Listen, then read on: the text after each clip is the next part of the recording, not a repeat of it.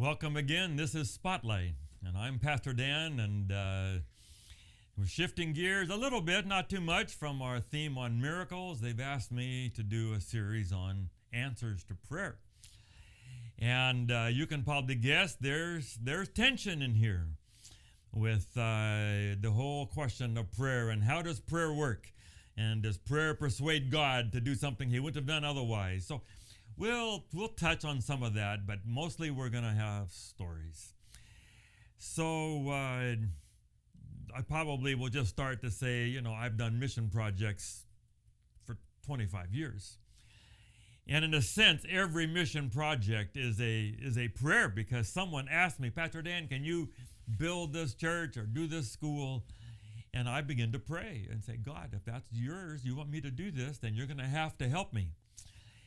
And as I began to flit over the moments in my last 20-some years of doing this, I did a funeral down the street here in Riverside, and the guy catches me just standing by the door. He says, Pastor Dan, I just finished a building. I've got $10,000. Can you use that? Yes, I can. Just very cool. We were in Vietnam, down in the south, what they call the Delta, a place called Vam Nhuan. They had a church that's on a river. People used to come by boat. And we're getting in the van. I'm away before anyone asked me. And they said, Pastor Dan, we need a new roof. Look at how, and I took pictures of the roof. It was sagging, caving in. So I'm at a meeting up north, and a guy comes up to me, and he says, Pastor Dan, we do projects. If you want us to help you? I said, would you help me with a roof for Vam Nhuan Church? He said, sure.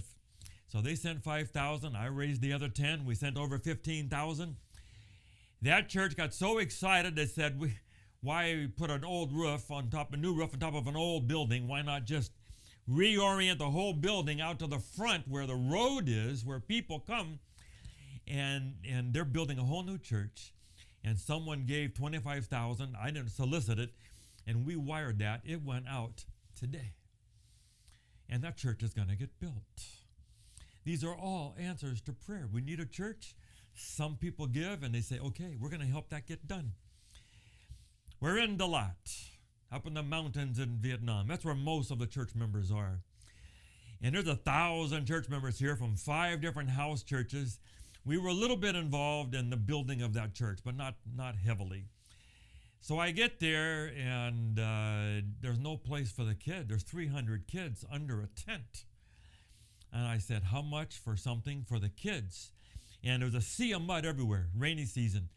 Just red mud for the road up, and then all around, no sidewalks, no paved portion. They said about 40,000. I went back to my motel room, and I prayed, and I called one donor and asked for 10%. Could you get this started? If we could just get that cement and get it started around the church.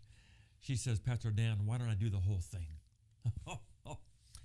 I got to the van the next morning. I thought everyone would be excited. I told the mission president person, Pastor Coy, I said, Pastor Coy, I got 40,000 for this. He's upset. I said, why are you upset? He says, I was saving you for Da Nang, which was the next church we were going to. I said, God has more. We got the Da Nang. This is a place where the government took our property 40-some years ago. And they had given us a piece of property way out of town, but no money for the church, 120,000. And our group stood in the sun. And we prayed and begged God to say, God, a year from now, there needs to be a church here. And he and I literally on the back of a napkin in a restaurant wrote out 12 different places where we could ask for 10,000 each. And a year later, we dedicated that church. Beautiful, Da Nang Church. Doesn't always happen, doesn't happen the way we'd always like it. I can just tell you, for the last 25 years, every time we needed another church, every time, we don't just say yes to everything, but every time God has put the burden on our hearts for that church, every one of those projects is done, or we're in the middle of it now. God's a powerful God, and he has a pool of people, and sometimes these things match up in very cool ways. This is Spotlight. We'll hope you'll be with us next time.